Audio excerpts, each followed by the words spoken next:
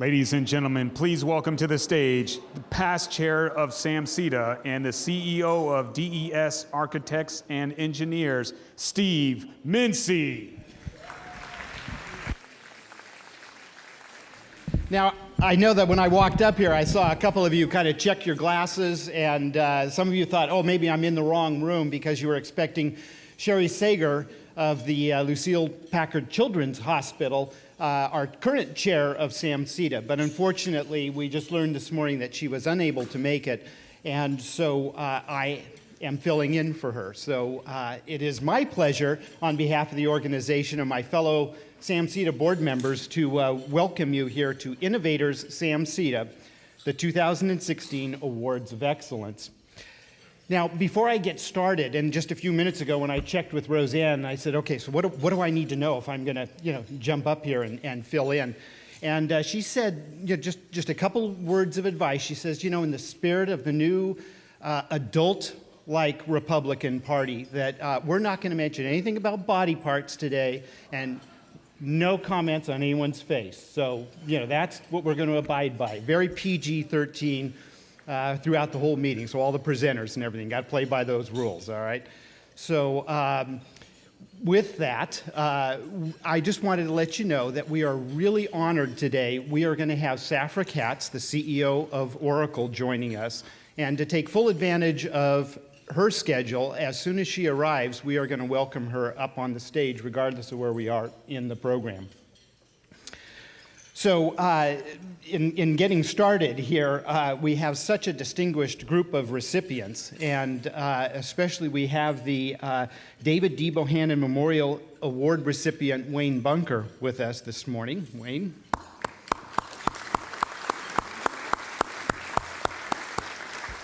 Be doing that honor shortly. But, we can't have these meetings like this without great sponsorship from all of our companies here on the peninsula.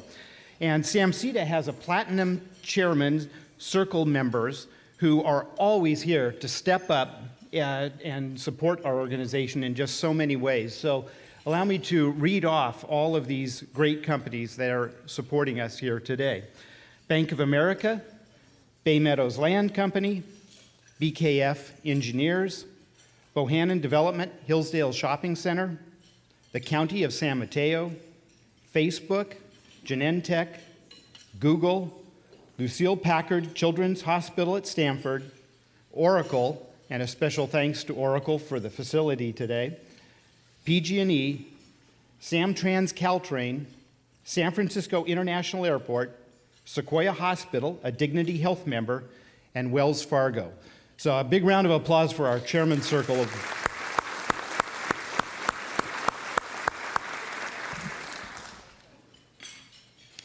So we also have a series of corporate sponsors that have helped us here today.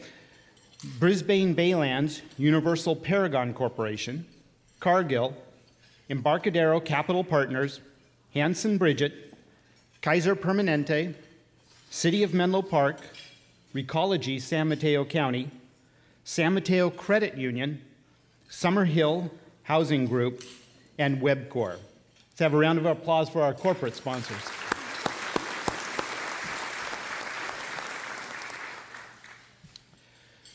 So we have a few business sponsors now as well, and we have the California Apartment Association, Republic Services, United American Bank. Round of applause for those folks. And a special thanks to the San Francisco Business Times, our media sponsor, and the program today is being filmed by Penn TV for viewing on Comcast Channel 26, Astound Channel 27, and Uverse Channel 29, or 99. So I have the pleasure of working side by side with just a great bunch of folks that make up the board of directors of SAMCEDA.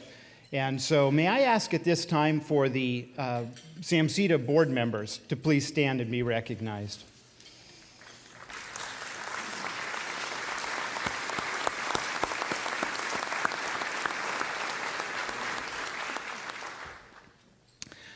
Well, one of the hallmarks that exists here in this region is the strong partnership that we have with all of our elected officials, and it's this partnership between business and government. And so in that spirit, I would really like to recognize the following officials that were scheduled to be here with us today. And a number of them I've already seen. So the Honorable Warren Slocum, President of San Mateo County Board of Supervisors. San Mateo County Supervisor Dave Pine. San Mateo, the County of San Mateo Controller, Juan Ragosa. The Mayor of the City of South San Francisco, Mark Adiego. With the City of Burlingame, the Honorable Donna Colson. The Mayor of the City of Pacifica, the Honorable Sue Digray. The City of Colma, the Honorable Helen Fiscarero. And with the City of San Mateo, the Honorable Maureen Fresquet. City of South San Francisco, the Honorable Rich Garbarino. The Mayor of the City of San Mateo, Joe Goethals. And with City of Redwood City, the Honorable Diane Howard.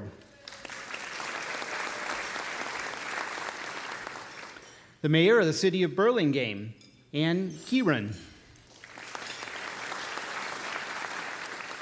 City of Menlo Park, Kirsten Keith. The Mayor of the City of Millbrae, Ann Oliva. City of San Mateo, Diane Papin. The City of Millbrae, the Honorable Gina Papin. You can tell this is all alphabetical. The Mayor of the City of Redwood City, the Honorable John Siebert. And the Mayor of the City of Daly City, Sal Torres. Did I miss anyone? No, well, that's fantastic. So,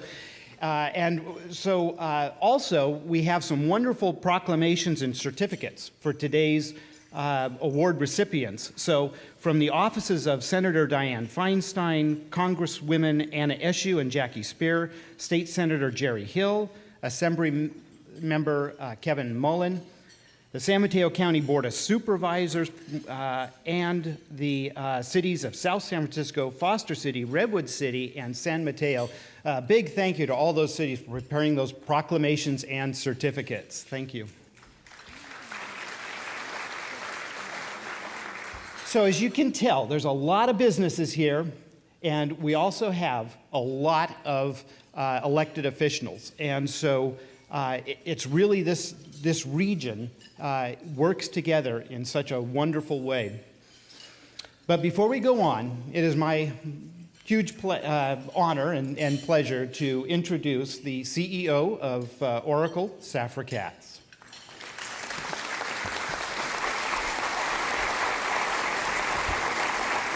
Nice to see you. Thank you.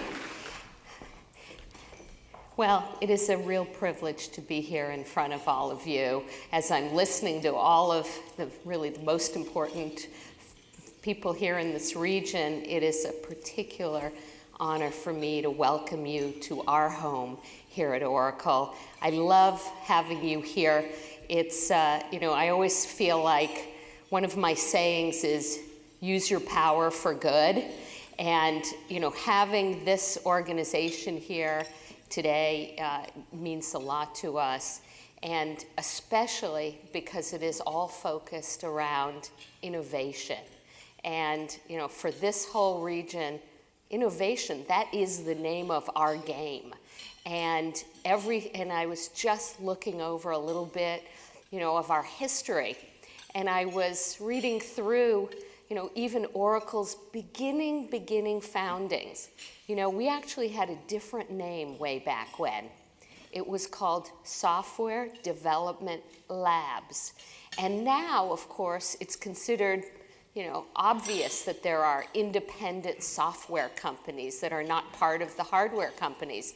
But in fact, Oracle is one of the very first ones who went ahead and understood about the new innovation that software can be developed independently, entirely of the hardware. And so we are always looking for these exciting new ideas, which many years later, I hate to remind Larry how many years later, end up really being pivotal.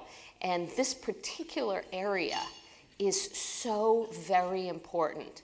And the relationship between all of our companies and the community is so critical. And of course, because what is a company? What is a company? It's just people. Those are really our most important assets. And those people are our neighbors, our friends, our colleagues. That's it. So in many ways, this organization is really the perfect combination of what we need to work together to continue innovation, continue developing, and continue what is the most virtuous cycle of advancement and really the raising of the standard of living for everyone in the community. As I think some of you know, I see some of my friends out here, I am particularly passionate about the new school that we'd like to build on our campus. I think that this is potentially a phenomenal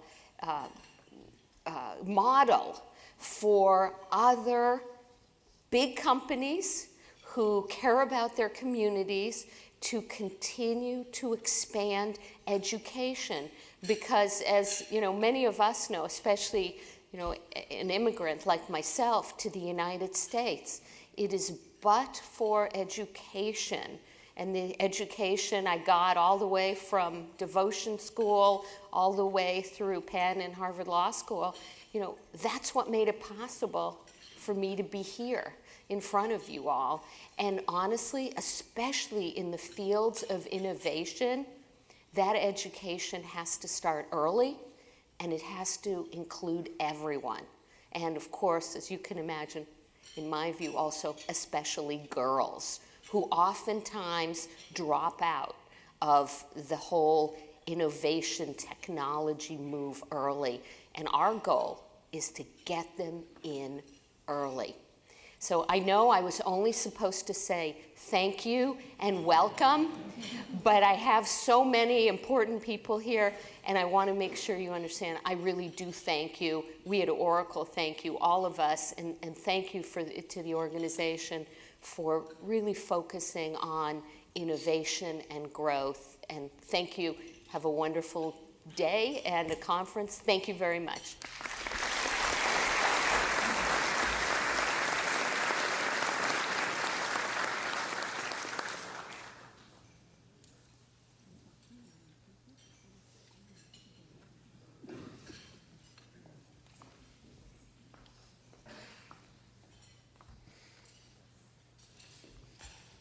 Well, what a wonderful way to be welcomed to this event. And so to continue on, I think that we have had the opportunity to acknowledge the various companies that have been supporting us, this great partnership we have with our elected officials and our local government that is here on the peninsula. And so no better kind of next step than to introduce somebody who really understands how all of that fits together and understands how we all need to work at various aspects of connecting all the dots. And so for somebody who really understands the various pieces and components, SAMCEDA is so pleased to have a CEO in Roseanne Faust that really gets all of that and gets how it needs to be a collaboration throughout this peninsula to be able to come up with innovative solutions. And we've got our challenges with the traffic and the housing, and somebody who's working really hard to pull together solutions and making sure that this peninsula has a seat at the table when those discussions occur. I give you our CEO, Roseanne Faust.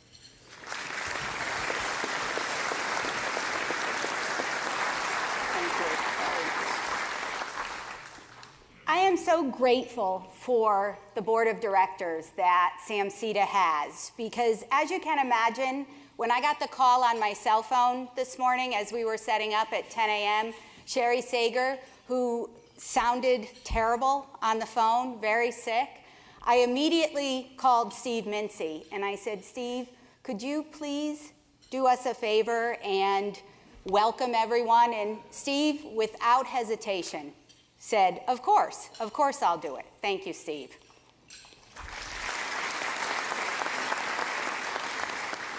I'd really like to thank Safra Catz for being here today. As she stated, innovation is our lifeblood in San Mateo County and throughout the Bay Area.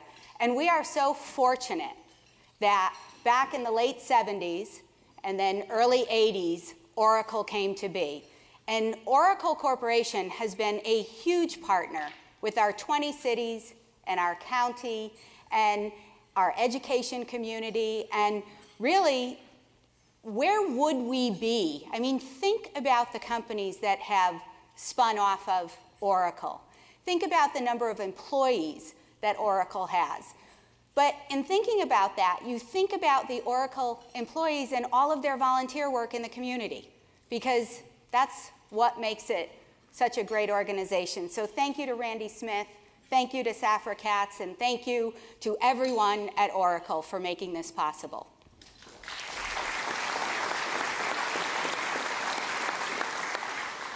So for those of you, how many of you, this is your first time at Innovators? Okay, so we have about, if I did a quick count, about 20. We have over 300 people here today. So with 280 that have been here before, we must be doing something right. So that's a good thing. And I know the weather kind of makes people sort of feel like, oh, but I know this audience, and I know most of you. And when you see our innovators today, it's going to knock your socks off, as it has in the past. They are absolutely an amazing group of companies, and they are here in San Mateo County. So, could I have a little energy for our innovators? Woohoo!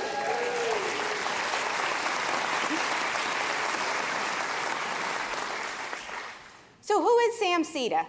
You see it on the brochure on your table. We were founded in 1953, primarily initially as someone that could help commercial real estate develop on the peninsula because it was a very different place. And over the years, the word economic was added to its name.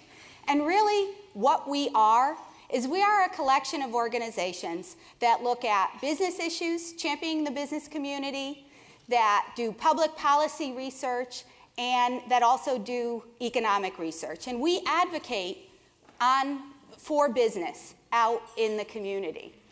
We convene sessions like this, so when you'll see, and we work with other organizations from Bay Area Council to the Silicon Valley Leadership Group, to the East Bay, to the North Bay. It's very important for SAMCEDA to have a seat at the table and really to be out there. So we're a convener, we're a connector. Who do we connect? And who we have up on this screen is our 4 primary regulatory bodies: the Association of Bay Area Governments, the Metropolitan Transportation Commission, BACMed, Bay Area Air Quality Management District, and BCDC, the Bay Conservation and Development Commission. And BCDC is one of the folks that Oracle is working with for the building of DTech High School here. And that is going to be phenomenal for our area. A high school paid for by a corporation, open to students in both the San Mateo and Sequoia Union High School districts. Not too shabby, folks.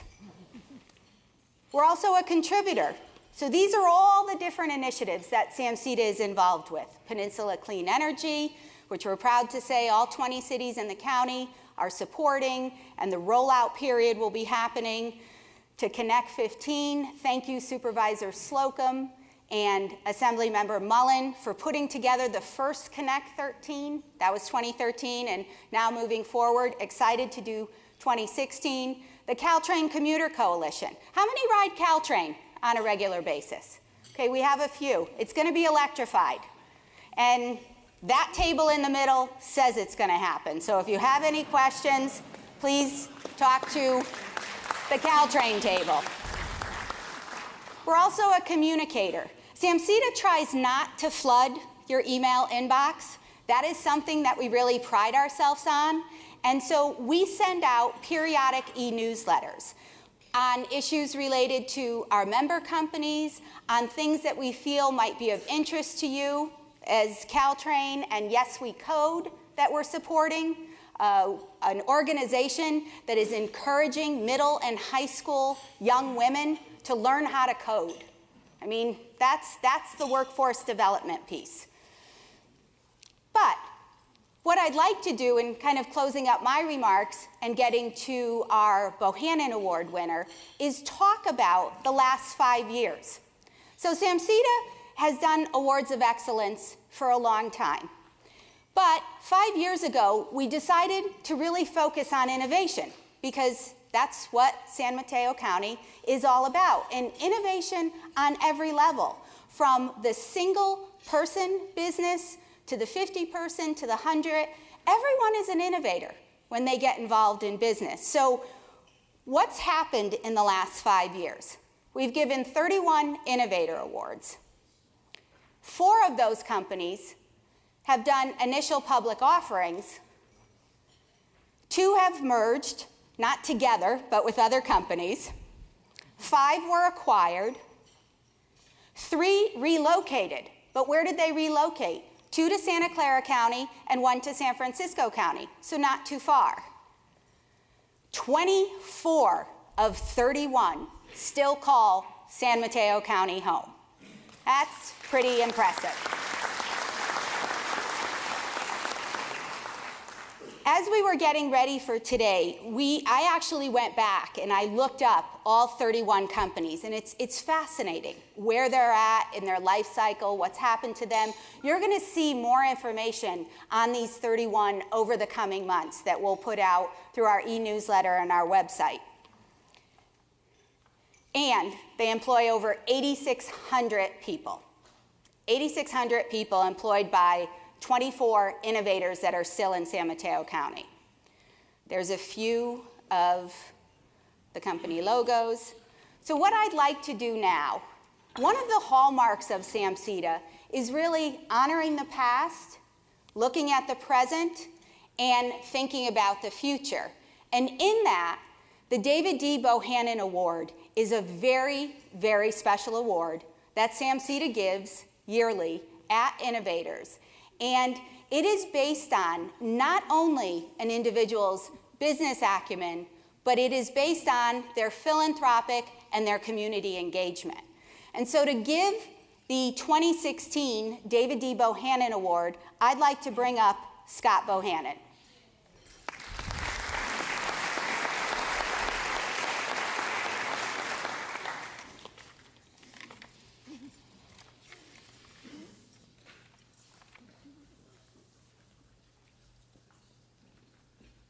Thanks, Roseanne. It's always a privilege to be able to come up here and give out this award in my granddad's name. I was close to him and respected and loved him dearly. Wayne Bunker, actually, he was born in Alabama, who's our recipient this year. But he moved here when he was 5, so he's really pretty much a local boy. He grew up in San Mateo, and then he went on to get a bachelor's degree from St. Mary's College, then a business administration degree from Notre Dame de Namur. University, he is also a graduate of the Credit Union Executive Society Institute and the Stanford, California University Credit Union League Executive Development Program. It's a mouthful. Truly a local boy. Wayne has contributed to the San Mateo County's vitality for his entire adult life. He began his credit union career at CTA Credit Union, now Provident Credit Union, in 1975 after an honorable discharge from the United States Air Force. During his credit union career, Wayne has served in numerous industry leadership positions, including serving on the board of the Directors of the Financial Services Cooperative and as chairman of the board of the Directors of the Credit Union Executive Society. In 1997, he was elected to the Credit Union Executive Society Hall of Fame. He has served on the FSCC Shared Branch Network Board of Directors and on the Filing Research Council. Wayne also serves on the board of directors of the San Mateo County Redwood City Chamber of Commerce. Please join me in welcoming Wade Bunker as the 2016 David D. Bohannon Memorial Award of Excellence winner.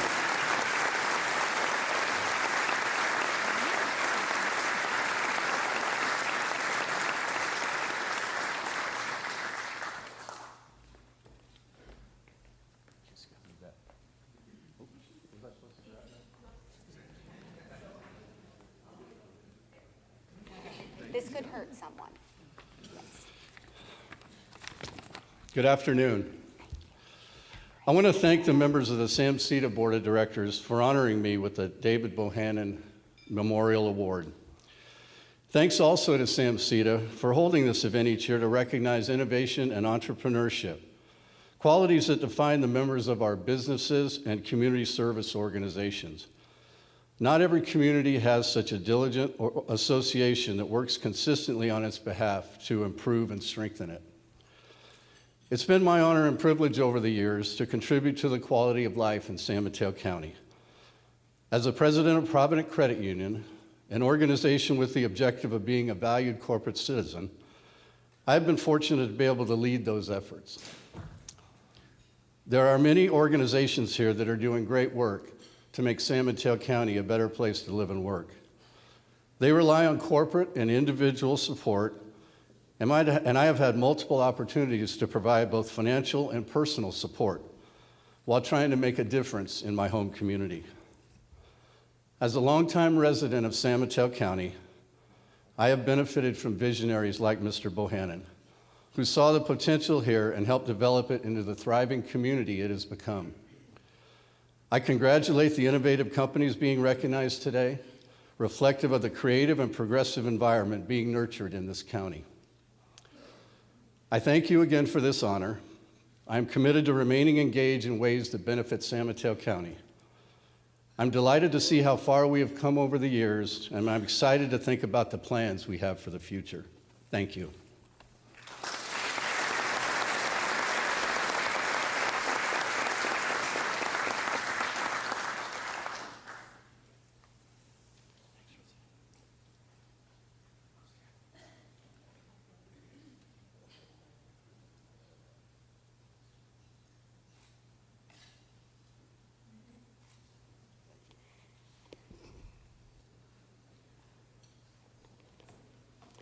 Wayne is, I've known Wayne now for, 16, 17, 18, about 18 years. He was one of the first people that I met when I started to get involved locally.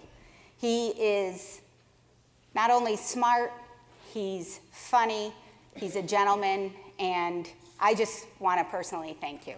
Thank you.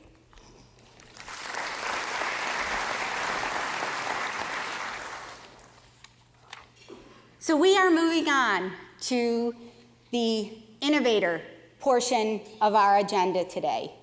And we're going to invite each of the companies up one by one. They are going to present. SAMCEDA learned a few years ago. We used to have different speakers and a little bit of a different format. And we learned that it's best to have a combination of someone who can talk about innovation, like Safra Catz earlier, and a presentation by the innovators, because people are really interested in what these companies do. Usually, folks have not heard about them. So this gives them an opportunity to showcase who they are, why they're in San Mateo County, and what you can expect from them in the future. So I am going to bring up our first award winner, and that is Carbon 3D, and with us today is Phil DeSimone. Phil?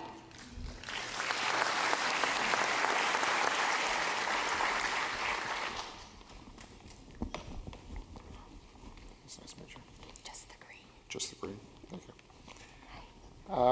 I want to thank SAMCEDA for giving us this honor, and I also want to thank the city of Redwood City for being our home base for the last 2 years. So we moved out here in 2000, I guess actually about 2013 from North Carolina, and it's been a fun ride since we've come. So a little bit about our company. We're a new state-of-the-art 3D printing technology. We have about 135 employees today. We've raised $141 million in venture capital from some of the best venture firms, including Sequoia, Silver Lake, Google, et cetera. And what we really invented was a new way to think about fabricating products.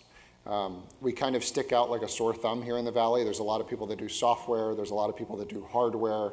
And we kind of have material science also thrown in, which is exciting and allows us to get some of the best talent in the world.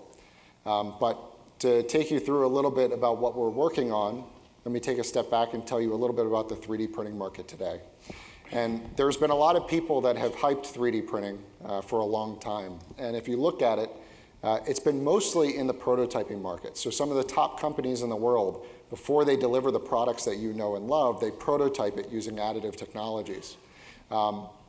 And it's about a $4 billion market. It's growing 30% a year, so it's still fairly small. I always joke that scented candles is a $10 billion market. So to kind of give you an expertise, it's still a fairly small market. But it's highly fragmented. Across anyone that makes physical goods, you're essentially going to be prototyping them first. And so when you look at kind of why it's always stuck in the prototyping market, additive gives you a lot of things. One is complexity is free. You don't have the design rules that you would traditionally have with traditional manufacturing. You have zero lead time. I can design a part, send it to a printer, and have it out within a decent amount of time, 24 hours or less. And then there's essentially zero skilled labor involved in order to actually get these machines to run. It's not like somebody's programming a CNC machine or so on. However, it's had a lot of issues. One is speed has been a major problem. If you look at, I think Meg Whitman described watching a 3D printer was like watching ice melt. Essentially, you can put an object in, you come back, and maybe a couple hours later you'll see something, but really, really slow process. The other issue is material properties. So if you look at kind of polymer processes, that they're layer by layer production of a three-dimensional object. That's how these 3D printers work. You're essentially extruding a plastic on top of itself over and over and over again until you create your object. The issue is you have poor interfacial adhesion between those layers, and so you have poor mechanical properties. They don't behave like injection molded parts, which is a major issue, which is why people have traditionally stuck with the manufacturing processes that people have loved and that are tried and true. And that's the main reason why we think 3D printing is in the chasm. It's kind of failed to cross that in the manufacturing sense of the word. If you look at the process that we developed, we launched this on TED stage about actually a year ago. We developed this process that we call CLIP, which is continuous liquid interface production. And essentially, we developed a way to continuously print something. So instead of doing that layer by layer thing that you would see traditionally from a MakerBot or some of the other SLA processes, we grow our parts out of a pool of liquid. And this was something that was a major breakthrough when we first did it. I believe we had about 3 or 4 million TED views in a span of a week, which was pretty impressive. But this process allows us to bridge that speed gap that has held back 3D printers historically. The other thing that it does is our parts, they come out and they have no layers. They have smooth surfaces, and they behave like injection molded parts. They have invariant mechanical properties. So we can actually print things that can go on a vehicle and no one can know the difference. So we've had a lot of success, particularly in those applications. This is the printer that we're actually bringing to market. No one really has seen this yet. So in next month, we will be launching this. There'll be a big piece in Bloomberg. And this printer is essentially a new way to view capital equipment. It's a connected device. They're streaming about 80 million data points a week. And it allows us to provide a great customer support and a closed loop feedback that is traditionally not seen in additive to date. And it allows us to go after a lot of great applications. And so here's a couple of them. The one on the left is actually an electrical connector. It's not a super exciting thing, but if you look at that market, it's a $37 billion market. And you look at the amount of effort that goes into manufacturing that piece, that little plastic piece that you see all over automobiles and aerospace and any sort of consumer products, it takes roughly around 6 months to make that injection mold. It costs about $500,000. And so typically you do not design your own electrical connectors. You use the ones that Ford and GM and Toyota have designed and built in masses. This part, we dropped off a machine at one of these electrical connector partners of ours. Within 2 hours, they were able to print this off and CT scan it. And not only did it have the dimensional accuracy needed to be production, but it also had the material properties that were identical to what you would see in a production application. And so you can actually now do low volume manufacturing. If you want, or like Tesla, and you make 50,000 automobiles, you don't need 1 million electrical connectors. And so now they can come and custom design their own electrical connectors and have them made. The object on the right is an elastomer puck. We have a big partnership with a large athletic footwear company that I'm not allowed to mention.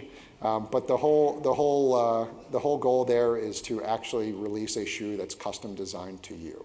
The whole concept of shoes being size 11, size 12 is baloney. It should be size Phil or size Alex. And they should be designed to your needs and designed to your foot structure. And so those are the types of things that we're working on.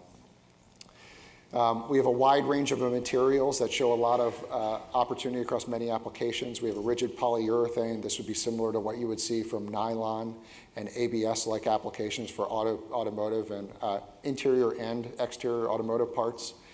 We have about 600 cars driving around Munich, Germany with BMW right now with our parts on them, doing field testing that are ultimately resulting in us looking at 27 parts that we will go into production with them in 2017 and 2018. We have a semi-rigid polyurethane, which behaves just identically to injection molded polypropylene, which is the most injection molded material on Earth. And there's no way to 3D print polypropylene today, so that was a major breakthrough. We designed that with Ford as being a major issue. The elastomer I showed you, and is in the cyanate ester, which is essentially similar to what you would see from Ultem. Ultem is a material that you can use in under the hood applications like automobiles. So we do a lot of air intake valves, some stuff for F1 and NASCAR and so on. Ford developed this slide, which essentially is comparing our materials to the most injection molded materials they use. Again, one of the big breakthroughs here is that our materials behave like injection molded materials. This is something you do not see from additive today. And what this does is it helps educate their engineers that there's a new process that you can design for. If you look at it traditionally, the toolbox for manufacturing that you see that engineers have, 3D printing is not in that toolbox. And so we have to educate them to get it in there so that they have a new way, new approach to design. Huge into software, again. If you look at what we're doing, it really is at the intersection of hardware, software, and molecular science. We have one building, everyone works shoulder to shoulder, and that's important in order to make this work. And so when you look at it, we have auto support generation for the parts, as well as real-time data feedback and network effect improvements. Traditionally in additive, if you had a failure, you're kind of on your own as a user. You have to figure out and tweak it the way in order to get it to come out right. Our users They hit the help me button, beams back the failed data, we beam down the appropriate way to print it, and our algorithms get better. Very the same way as Google had search early on when it was kind of okay, and it's traditionally gotten better and better and better with time. We have a very same focus here. And so what we bring with CLIP is that we bring all of those advantages that additive have, but also with the advantages that you would see from traditional manufacturing. So we can do low to medium volume with the surface finish that you'd expect and the mechanical properties you expect from production parts. And so with that, we think that we will be able to bridge that gap between, bridge the gap and actually cross the chasm into manufacturing with something that additive hasn't really done yet today. Again, we have a large customer base. We're proud to have 23 customers in the field with our machines today. We were about to be doing another big launch of them, but we actually had 40% of them come back and order their second, third, and fourth machines. And this is a big statement for a startup like ours. For repeat customers to come and buy extra machines, additional capital equipment, shows that their investment in us, and we're doing some unbelievable things with them. Again, the whole concept is taking something that's been traditionally prototyping and building a factory of the future. And what this takes is a concept of, instead of sending all of our parts to China and have them manufactured and sent back here, you have the concept of decentralized manufacturing. You can manufacture anywhere. So the folks that we're working with, like our athletic footwear partner, Ford, BMW, the whole concept is building the parts where you need them. And so they will be opening up their factories for the first time here in the US, or the athletic footwear partner hasn't made anything here in the US since the 1980s. And this will be the first time that they're actually manufacturing things here in Portland and so on, so it's pretty cool. We also are doing a lot of work in life sciences, from things like biodegradable microneedles all the way to corrective orthodontics, and to surgical guides. We have a big partnership with J&J that was announced recently, where we're working on surgical guides and surgical implants, 3D printed, that are custom to you, right? What's great is a lot of these applications, they're better, you can offer better treatments if you make the products to the patient's specific needs. And that's one of the advantages that we're able to get if you're able to get the appropriate mechanical properties. I will end with this. I work with one of the most accomplished group of people that I've ever met in my life. We have an unbelievable engineering team, an unbelievable group of people that we've been able to get to from some of the best companies in the world. Craig Carlson was a VP of firmware and electrical integration at Tesla for 7 years, was VP of engineering at Intuit for 15. We were able to convince him to join, and he's been a Pied Piper from bringing great talent in the Valley to us. Joe, who is a CEO who was supposed to be giving this talk, who also had an injury or got sick last minute, so I came and gave this presentation not really knowing what his slides were looking like, but it ended up being hopefully not too bad. I would have definitely done the order differently. Joe and I, you'll recognize the same last name. He's my father. He and I started that company in 2012 in our garage. I was finishing up an e-commerce company at the time, and we were able to get some great funding from great investors and move out here and do something special. Again, as I said before, we've got 135 people on our team today, including Alex, who will help kind of walk through some of the things from a cultural standpoint, which is, again, as we're talking about differently. Can you use that? I don't know if that's turned off. Hello? Oh, there you go. Thanks, Bill. So when I joined about 8 months ago, and I was about to accept my offer, I asked my friends for advice, should I accept this offer or not? And they said, well, this sounds like a hardware company, and you're a software engineer. Why would you go that route for your career? You should join a software company. There's so many in the Silicon Valley.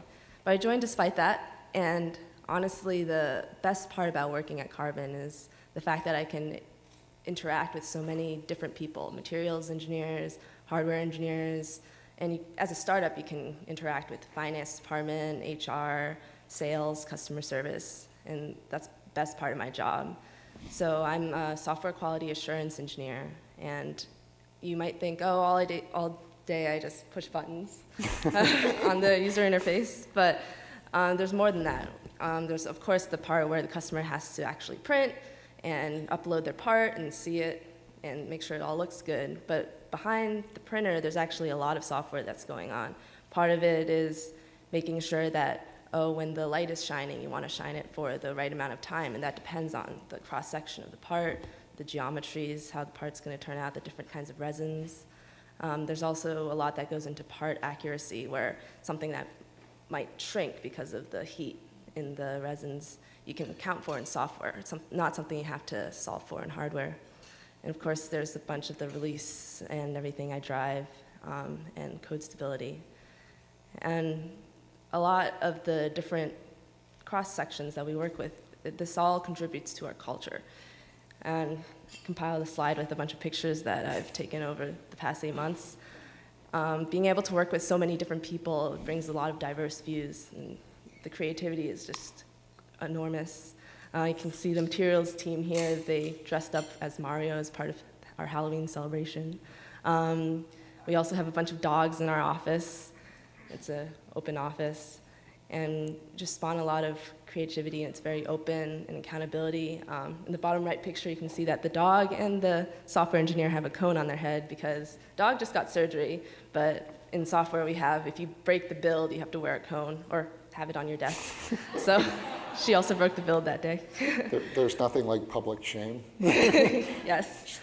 And we are lucky to be in a great city. I commute from San Jose every day, which isn't the easiest commute, especially on the rainy days, but I look forward to being here every day. My favorite part of the day is going out for lunch. We're walkable distance from Redwood City, and there's so many great restaurants. I found a new bubble tea place, and it helps that there's the only Dairy Queen, I think, in the Bay Area is also in Redwood City, so my ice cream intake has quadrupled pretty much since I've joined. I also took this picture outside our company of the sunset. It was really good that day. And of course, having working at a 3D printing company, it's really cool because you can print whatever you want. So those are some of the hedgehogs that I printed by mixing some colors together. So just wanted to thank the community letting us be here. We've really had a good time. And thank you for the work. And one more statement. We are actually in the middle of moving too, but unlike the companies that left, we're actually staying in Redwood City. So we'll be going to a new facility that we're pretty excited about opening. Hopefully within the next 6 months. We need it. But yeah, I appreciate everyone hosting us today and giving us this honor.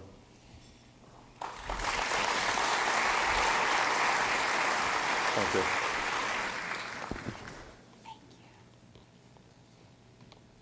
So what did you think of our first company out of the box?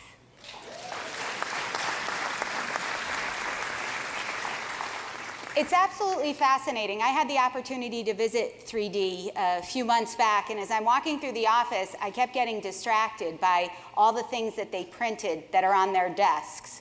It was a wide variety of animals and athletic equipment, and I mean, it was everything, and I kept saying, did you print that? Did you print that? It was a consistent yes. Just an amazing company. Our next one, we have the president and CEO, Greg Moore, with Fit 3D, and he's going to come up on stage and introduce Fit 3D. This is something for everyone. It's going to be fun. Thank you. Appreciate it. How's everyone today? Great. Good, fantastic. Thank you, SAMCEDA, for having us. This is a great honor for us. We really appreciate it. We're also housed out of Redwood City, and it has been a fantastic home for us for, 4 years now, so that's been fantastic. And thank you, Oracle, for housing us here. We really appreciate it as well. Appreciate it. So let's see if we can get our slides, maybe. No? There we go. All right, that was my opening slide. So thank you. So I'm so happy that we're going after carbon 3D. And you'll see why on slide 4 or 5. But Fit 3D basically does three-dimensional body scanning, right? And you know how they talked about the innovator's chasm, and if you've ever read the book Innovator's Dilemma and all these other things, you kind of understand the life cycle curve of products. They're crossing the chasm while we're at the very early adopter stage, even before that in the innovator side. And companies like Carbon 3D allow our company to successfully grow. One, because we use 3D printed technology to help to prototype our hardware, which you'll see in a little bit. And two, because we basically fill the data side of what they need in order to create products on a body level. And we'll talk about that more in a little bit as well. So primarily, the primary focus of the company is that body measurements are just about impossible to capture, and they're even more impossible to capture on a grand suite of people around the globe. And so when you think about what body measurements are used for today, you can understand things like body shape health risk assessment, right? We use a metric called BMI, and BMI is basically something that we are evaluated on. Me, for example, I'm obese based on BMI. I don't feel very obese, I don't think I look very obese, and I think I'm healthier than that. However, I have to prove to my insurance company that I'm not.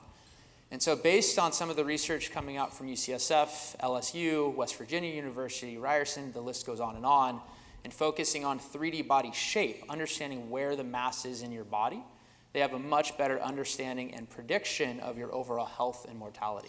So that's one use of the outset of our data. The second one is in product design. And so if you think about it, the chairs that you're sitting in right now were designed based on specific ergonomics data captured in the 1920s. One, it's based on a sample set of about 100 people. Two, it's captured in the 1920s, our bodies are different, right? And so based on Fit3D, we basically create these body models, and we capture measurements on human bodies so that we can help to enhance product development going forward. And then three, customized services and products. And I think you see Justin Timberlake over there basically dressed in a bespoke suit. This is a massively growing market right now. And so what companies are doing right now is they're sending tailors all over the world, right, to wrap tape measures around people, enter that data into a database, and then build them a custom suit. No longer are people going to Macy's or Nordstrom's or Bloomingdale's to buy a suit, or your local tailor. They can buy any suit from a various number of online e-commerce sites where you can basically get it customized to your measurements. So there's this massive opportunity that's out there that's starving for bodies. It's starving for body measurements. And that's where Fit3D comes into play. That's loud. I'm sorry. So anyway, I didn't expect to do that loud, so I apologize. So basically this is our device, right? So this lady's gonna log into the platform. She's gonna create an account for herself. She's gonna stand on this turntable. She's gonna think. She's gonna hold down two buttons. She's gonna spin around. And there's gonna be a depth camera that you're gonna see here in a moment, and it's gonna take about 1,200 images off the human body. These are different images than your regular colored image. They understand how far away each pixel is from the body. So when she finishes here in just a moment. All right. So at this point, we're gonna encrypt all her data. We're gonna shoot it up to our servers, and then we're gonna process it. We run these massive GPU servers that are housed down in San Jose. And they're basically gonna build a full three-dimensional model of her human body.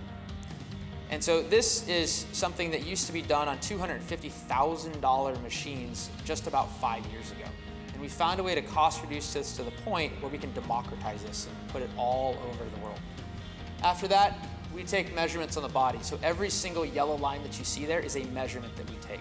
So whether that be for health, whether that be for ergonomics, whether that be for clothing, we have the measurements that are necessary to fill the void in all of those channels so that you can do product development, you can do custom fitted clothing, you can do custom fitted products for that person. And 3D printing is another thing that's really amazing as far as that goes, because it allows us to prototype or build things for the body very quickly without having to go through the traditional manufacturing processes, and allowing basically us to have more customized things for our body.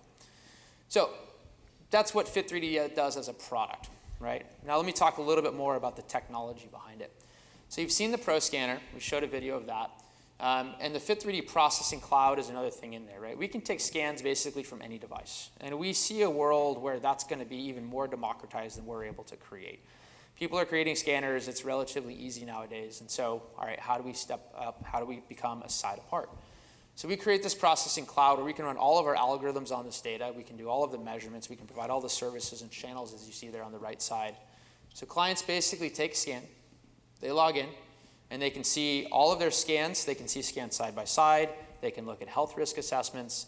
They can look at the services that we provide, whether or not you want to get a 3D printed figurine of your body, or if you want to partner up with one of our companies that we're starting to work with in the apparel space to go get a custom suit based on your measurements, you no longer have to go to your tailor. We just do it for you. It's automatic. It takes 30 seconds.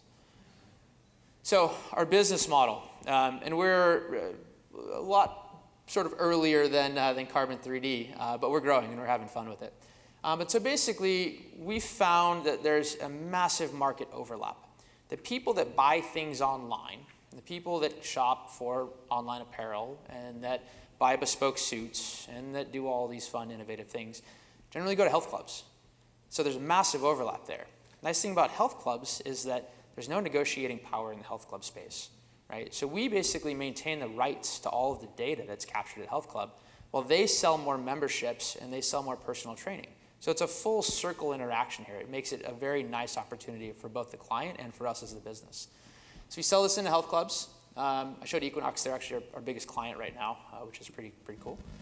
And then they scan bodies, and those bodies go through our database, and then we provide services. So where is Fit3D right now as a company? So we launched to the market in 2014. We started the company on a vision back in 2010 and then incorporated it in 2012. And since 2014, we have set up distribution in more than 17 countries around the world. We've sold more than 275 scanners. And the cool thing about that number is that in the past 30 years, since body scanning has been a thing, the biggest company out there other than us has only sold 150 systems. So we're doing something right. We're doing something that's really, really interesting. We've captured more than 55,000 scans. There's a scan taken on one of our systems worldwide every 5 to 7 minutes. And you can understand how as we basically scale linearly through our systems being placed, we scale exponentially through the data collected. And that is absolutely our business model, and it's quite exciting to see. The other thing is that as a part of the business, if you remember from the slide, we talked about looking at this for health risk assessments. We can't do that ourselves, right? We're a small company. We raise money from venture companies in order to do what we do. So we set up partnerships. And we've set up partnerships with LSU, UCSF, Ryerson, and SF Austin State, all studying some very exciting things. UCSF and LSU are looking at, again, how I said before, body shape as it relates to overall mortality and health risk assessment. Ryerson University is looking at predicting how bodies change with specific types of activity and nutrition. And then you get SF Austin, which is doing a really cool study. It's basically trying to understand how you think about your body from a subconscious level. So they hook you up with EKG, and they understand your brain activity as you're staring at your scan for the first time. And then as your body shape changes, how different is your subconscious, right? So not just the questionnaire that you fill out, but what is it going on inside of your brain that you don't tell people? And then on the product side, again, this is all about partnering and building out a channeled set of services for individuals to use their body scans through a myriad of different ways. So first and foremost is bespoke clothing, which I talked about before. We've also got some corporate wellness and some health insurance partners. We're rolling out through Germany and through Canada right now. And so they're basically looking at changing their assessment technology so that they would incorporate our body shapes and therefore have a better understanding non-invasively of people's overall health. And then we're also partnering with a company that does custom support braces. So if you think about it, you could go to CVS and buy a brace, a sleeve, let's say a knee sleeve, and you fit it on. But there's other companies out there that create custom braces for your specific body. Again, their challenge is capturing measurements on the body. And within 30 seconds, these people can capture measurements on any part of their body they want, go order a custom brace, and they've solved their distribution problem. So that's pretty exciting for us as well. So our team, we've got 9 employees full-time right now. So again, we're growing, we're getting there. But we started by myself, Tyler, and Tim, who are sitting right here. Thank you guys. And then also Sean. And so we've got quite a diverse background. I come from sports tech. If you guys watch baseball and you see the strike zone on the bottom right-hand side of the screen, I was in the inventing team for all that technology, which is pretty cool. And so then we took that and parlayed that into a data service, which then helped to define basically our business model for this company.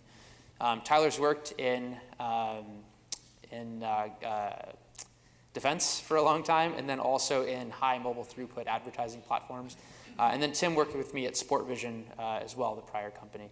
And then Sean, I told you we sell into fitness centers and things like that. He ran fitness centers for about 25 years through 3 of the biggest companies at the time. So he knows that industry quite well. So that's quite exciting. So where we are as a company, we're right now just about to close down our Series A fundraise of $3 million. We raised about $1.88 million before as a seed round. We have the largest 3D body scanner distribution in the world. We have the largest scan database in the world. We have 200% year-over-year growth, which is quite exciting for us. And then I said before, we've also got 9 full-time employees. So part of that, we've been housed, like I said, from the very beginning in Redwood City, and it's been fantastic. I think we know every single restaurant in downtown Redwood City right now, and they're awesome. And we keep getting excited by new opportunities to go and spend our money for lunch out there, but they're great. And the city's been really, really nice to us. It's been a fantastic location for us to be able to grow and flourish, and we're very excited and very honored to be a part of it. That's it for me as Fit3D, and you can think about us as revolutionizing everything about fit. So thank you guys very much for your time. I really appreciate it.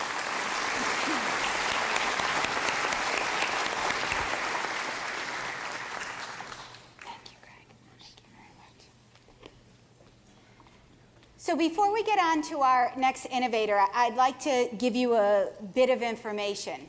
Every year, literally the minute after this Innovators event is over, we begin collecting data for the 2017 Innovators. And we do that in a variety of ways. We do it through referrals, people that have heard of companies that then we do the research on. We comb business magazines, everything from Bloomberg, Forbes, Business Week, the Business Times. We look for those innovative companies. And just so you know, when the synopsis of each of the companies goes out to our board of directors from a judging perspective, they go out with the name and the synopsis. They do not go out with the location, the city, because I'm sitting there smiling because our first 2 companies were from my home city, Redwood City, and I didn't want anyone to think we were kind of stacking the deck for Redwood City companies. It is something that we have great companies throughout San Mateo County. And so when it goes to the board, they look at it, and they're not as familiar with the companies as we are, so we provide additional data. We look up other sources, and it's amazing. We usually send between 15 and 20 prospective innovators, and for every year except one, we've selected 6. One year we selected 7 because they couldn't decide between the 6th and the 7th company. So, and if you notice, there's a theme with these companies about how many different lives and individuals that they touch. So from Carbon 3D and what is possible to Fit 3D, you're going to hear next from HealthCrowd, and they're going to talk about the integration of all of us into data. So I'd like to bring up Bing Do with HealthCrowd.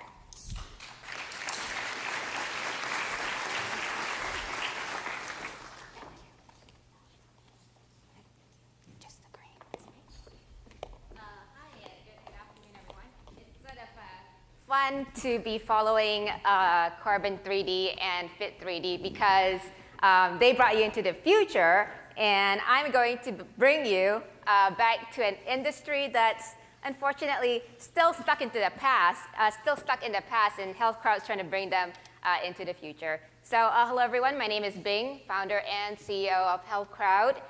It's a real pleasure to be here. Thank you to SAMCEDA for this privilege. For the longest time, most of our customers were actually based in the Northeast, and being a healthcare company, all the action happens in DC. So it's great to be able to share what we're doing here locally in our hometown, or in this case, home county.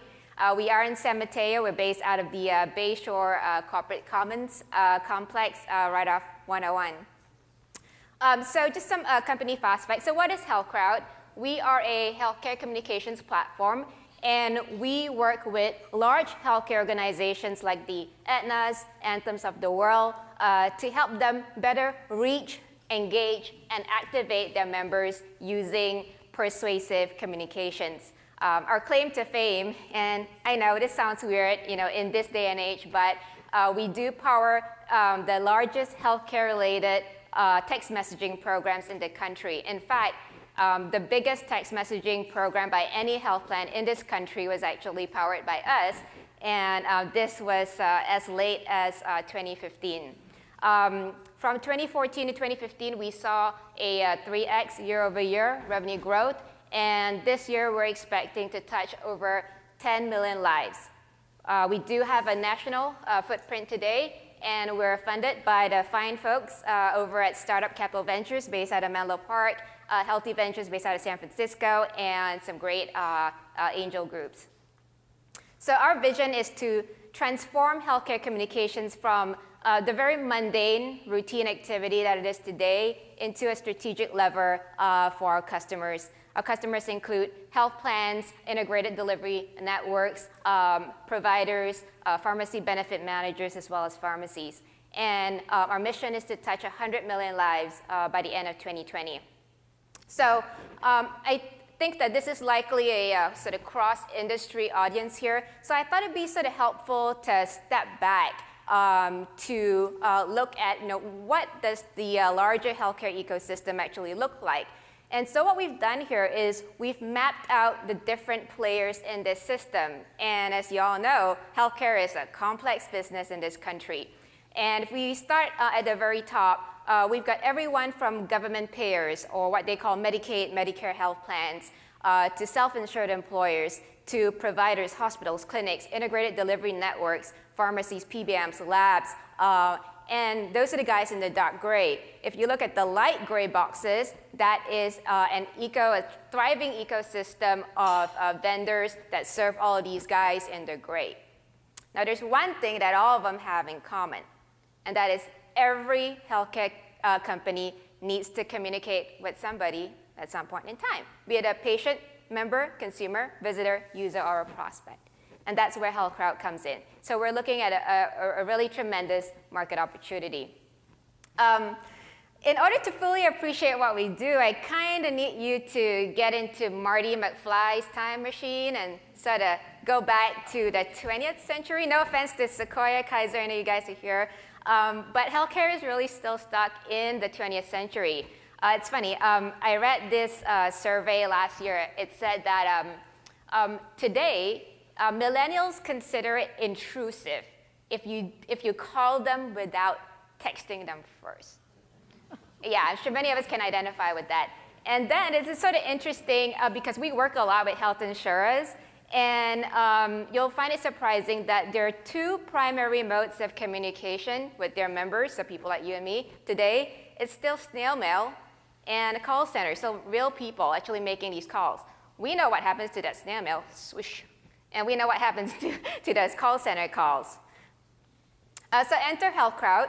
So what we do for these organizations is we sort of unify all of the different digital modalities, so text messaging, email, nanosites, voice calls, under one umbrella. And we use them in concert based on what resonates best with you, the member. We're also unifying the different departments so that for the very first time, they have visibility into every single digital member touch point. Here are some of the programs that we power in order to sort of make this a little less abstract. So it's everything from medication adherence to condition-specific programs like asthma, diabetes, and even things like member welcome, benefit communications, and things like that. We are an end-to-end solution, so what that means is we don't just power the technology, we also create all of the content that goes along with all of these programs. And it's sort of interesting. Some of you may be sitting here thinking, okay, so what's the secret sauce here? Well, we are at a public forum, so I couldn't possibly be disclosing our deepest and darkest secrets, but I will tell you this. A lot of what has made our programs work is the application of ed tech to health tech. So I spent most of my background prior to healthcare in the advertising industry. And about 4 or 5 years ago, I got really, really interested in this whole area called patient engagement. And didn't take a brain surgeon to figure out that behavior change was the name of the game. So I kind of said to myself, aren't advertisers masters of behavior change and persuasion? I don't know about some of you ladies, but every time I'm surfing the web, there's this pair of shoes that follows me from page to page. And what's even sadder is that oftentimes I buy that pair of shoes because the advertisers have it down. There are tried and tested techniques to motivate consumers to take action. And essentially, that's a lot of what we've done here. We're taking tried and tested techniques from the online advertising industry, applying it over to healthcare communications, but this time around to motivate a healthy action. One like taking your meds, going for your screening, things like that. And the message on the top left is actually one of our winningest, if there was ever such a word, messages of all time. And it just simply says, hey, you, it's me, your heart. Give me my meds, then text back yes. And don't ask me why it's such a popular message. And last but not least of all, we're really grateful and thankful to be making a difference. These are all real results, not made up, from programs that we've powered over the last several years. They're all statistically significant with confidence levels over 99%. And we're also very proud to be working a lot with Medicaid beneficiaries, so underserved populations. In fact, Medicaid has been our bread and butter from the get-go, so a lot of women and children. And on the bottom here, I have one of our favorite patient testimonials of all time. This was a gentleman who was part of a cardiac rehab program that we were powering. So it was a text message intervention only. And he lives in rural Iowa. And we sent out a survey asking this group, on a scale of 1 to 10, how useful are the text messages we're sending you in helping you reach your health goals? And he said, 10 or even more. These texts are driving me to keep myself fit and help me take my meds and educate me. They're now part of my life. And on that warm and fuzzy note, I'd like to thank SAMCEDA again and appreciate the opportunity to be here today. Thank you.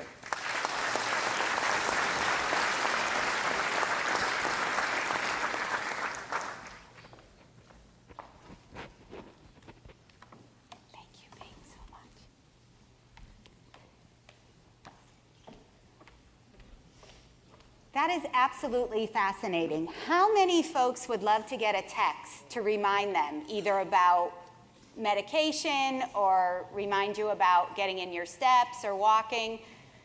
Show of hands.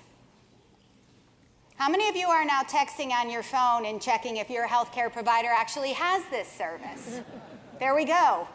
So our last innovator today that's going to present, because I need to tell you, two of our innovators, Norse, who is the threat detection security, is in the midst of some very interesting dynamics at the company, and so they could not join us today.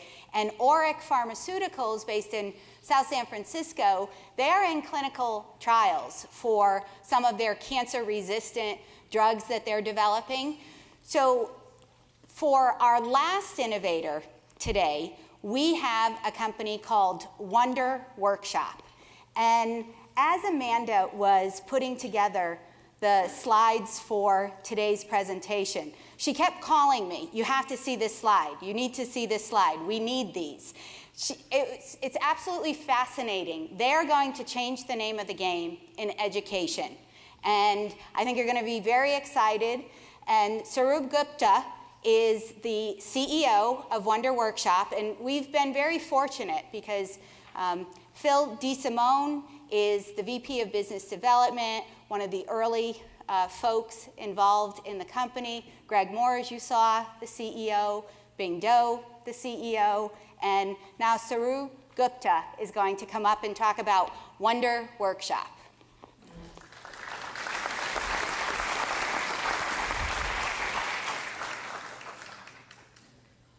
Hello, everyone. I'm Saurabh. I'm one of the founders and the CTO of Wonder Workshop. It's an honor to be here and to be conferred with this award. So thank you to organizers and everyone who's here. So I'm going to take the next few minutes and talk about who Wonder Workshop is, what we do, and why we do that. So we're a small startup based in San Mateo. Our mission is, how do we make computer science accessible for everyone, every child, every adult? So we make computer science and robotics every child's play. So to understand why we do it, I want to sort of go back to the history of the company, how we started. So my background is in building devices. Before Wonder Workshop, I was at Apple building very different devices, iPods, iPads. I'm sure all of you have used those. But this was about the time when I had my first child. And me and the rest of the founding team, we wanted to do something for kids, with kids. And that's when we started reading a lot about stuff like this, about how Estonia is making coding part of first grade education. And that was a bit of a surprise to us. So these are first graders, so kids who are 5 and 6. What does it even mean for them to be doing coding? Like, how does a 5-year-old code? So that's when we read about a lot of research from places like MIT about how kids as young as 5 can code. What they really need are the tools to be able to fulfill their potential. So this is a sort of a cliche word, but we keep hearing this: software is eating the world. Software is around you in everything that you do. It controls how you travel, how you live, how you farm. A lot of what's happening in the world right now and in the future is going to be controlled by software. But are our kids ready for that? Are they ready to understand how is it that software is controlling things around them? And this is the other shocking thing we discovered. In the US, 9 out of 10 schools do not offer computer programming classes. Now, this is surprising. So I come from India. That's where I learned coding. I started when I was fairly young. And I come to this country where we're really, especially in this area, software defines a lot of innovation. To me, that's shocking that my kids will grow up in a place where 90% of the kids don't even have the chance to learn computer science. Our children are growing up in a world where computer literacy is as essential as reading, writing, and arithmetic. Introducing Bo and Yana. They're toy robots, but they're so much more than that. They're a learning and storytelling platform that makes computer programming accessible and fun. Meet Bo. Bo can be programmed to do an unlimited number of things, from basic movement, to object detection, to complex sequences of instructions. And this is Yana. Yana can detect when it is being moved, allowing children to invoke characters. These robots can detect each other, and accessories can be added to give them special abilities. They teach the basics of computer science in one of the best ways possible. Problem solving through hands-on playtime. And our research shows that that is one of the best ways for children to learn. Bo and Yana are designed to be programmed by children using our touch interface with music, animation, and stories, as well as existing languages like Scratch and Blockly. We try to get them to watch less TV, push them to learn new things, but it wasn't until these robots came out of the box and our kids just got so absorbed. Programming applies to and is used by virtually every field: art, architecture, medicine, law. Learning to program is really learning problem solving, taking something big and seemingly incomprehensible, breaking it down, and building up a solution. And this concept really applies to virtually anything in life. Learning to program isn't only to become a computer programmer. We want to help shape our future innovators, our future thinkers, our future leaders. And the future is today. So this was thank you. So this is how the company started. We're about 3 years old. We started in 2012. In 2013, we ran a crowdfunding campaign. So this was a time when we wanted to prove that there is a market for a product like this, that both teachers and parents are interested in getting a product that can teach kids programming. So as part of that, we ran this crowdfunding campaign for 30 days, which did well. and kind of set us up to get to the place where we are now. So meet Dash and Dot. So these are our first products. So these are robots designed to teach kids programming, robots designed for kids to have fun with out of the box. And as they proceed, as they solve the missions and challenges in our software, they learn the concepts of computer science. So that sort of covers why we are doing this. But an obvious question is, why robots? So research has shown programming is a very abstract concept. It's very hard to go to a 6-7-year-old and talk about concepts like variables. They are really abstract. So robots help make them more tangible, more fun. So that's one way where we want to make it more accessible for young kids and hopefully make them understand the power and the potential of what they can do with programming. So the goal with the robots are, it's engaging for kids as young as 5. It's fun right out of the box. You open the box, you start playing with the robots. For a child, the notion is not that they are buying the product to learn about programming. For them, it has to be all about fun. And really, the programming is sort of the hidden motive that gets them forward. But it's really, really all about fun, both for the parent and for the child. So now I'm going to talk about sort of where we are. So we started with this crowdfunding campaign. It did pretty well. We raised about $1.5 million in 30 days. So we had 7,000 orders, people coming to our website and ordering this product, which will be delivered to them in a year. This made us the largest crowdfunding campaign in the category. In fact, we were 4x larger than the closest competition. So this was back in 2014. We started shipping the robots in 2015. So by the end of 2015, we fulfilled all the 7,000 orders we got during the crowdfunding campaign. We started selling the robots in 2016. So we have been in the market for just over a year. We sell on our website, on Amazon, in the Apple Store, and a few select retail partners. The biggest thing for us, the biggest validation of what we are doing has been how these robots are getting used in schools. So we had our first sale to a school about 11 months ago. And in those 11 months, the robots are now being used in over 1,200 elementary schools just in the US. So when we started the company, our primary focus was parents at homes. That's who we thought would largely buy the product, and that's still the case. But it was really gratifying for us to see educators and teachers use the product in schools. And that has helped us a lot to both validate the product and make sure it works for our audience. One of the other things we talk about is our mission is to teach kids programming. So what we do does not end when we make the sale. We have about close to 100,000 kids who are now using our robots across the world, primarily in the US. But one thing we do a lot is keep coming up with ways to engage them past the purchase. And as part of that, in October 2015, a few months ago, we ran this robotics competition. So we were hoping to have a few hundred, maybe 1,000 kids engage with us and participate in this competition.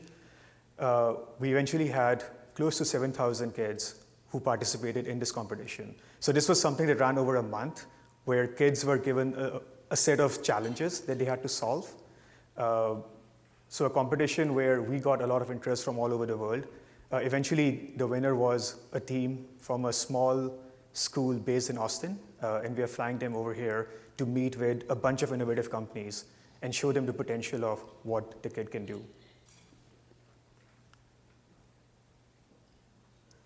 Also in the last 1 year, we have been honored to receive pretty much every award in the toy category. We have won the Good Housekeeping, the Toy Insider, and a bunch of Toy of the Year awards.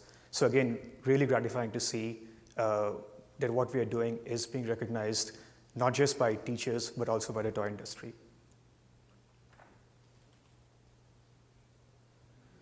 Dash and Dot also are making friends at some big influential circles. So for the last 2 years, the robots have been invited over to the White House, and we get lots of footage of President Obama playing with the robots. I don't know how many of you watched the State of the Union this year, but one thing that President Obama said is that programming is now going to be much more of a mandate for the country.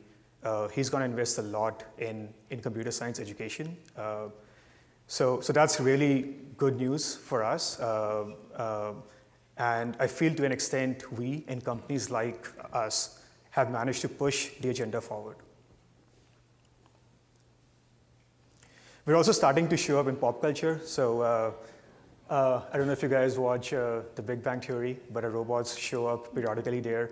We're not quite sure why, but there are really no kids on that TV show, but a lot of the adults use the robots. It's been on a few other TV shows. I don't know if you have caught, there's a TV show starring Halle Berry, and our robots actually play a central role there. They're used by Halle Berry to spy on her husband. So not sure how that pans out, but it's good to see these robots being recognized in contemporary culture. And then this is the last slide, and this is sort of my favorite one. So when I was growing up, my first exposure to computer science was through BASIC. So as a 7-year-old, I learned how to program in BASIC. And as all of you know, that's a language and a company developed by Bill Gates. So it was really, really gratifying for us to see Bill and Melinda Gates recommend our product. So they brought the product, they played with it with their kids, and it's something I sort of tell to people almost as a joke that the guy who sort of taught us programming, his kids are learning programming through our product. So hopefully that tells us that we're doing something right. And yeah, that's it. Good, thank you.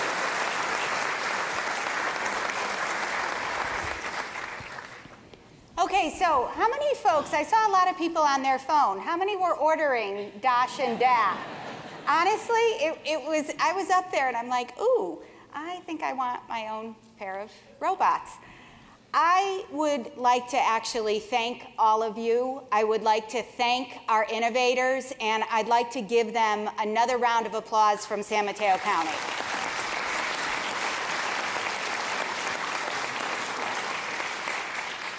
Every year seeing this, you see the future and you see what our company is all about and the kind of companies that are going to hire folks that live and work here. And I think we have a very, very exciting future. Obviously, we have challenges and we will tackle them as we always do, which is together.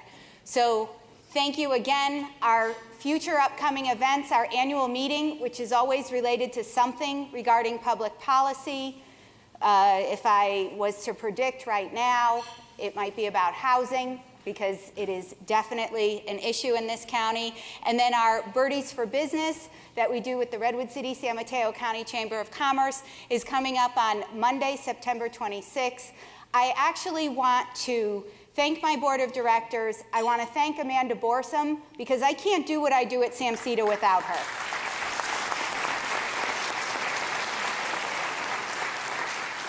And I want to thank all of you. Thank you for your support of SAMCEDA and the work that we do. Thank you for what each and every one of you do for San Mateo County. I hope you have a wonderful weekend. And if I could ask our innovators to join me in the corner so we could have a picture. Thank you very much.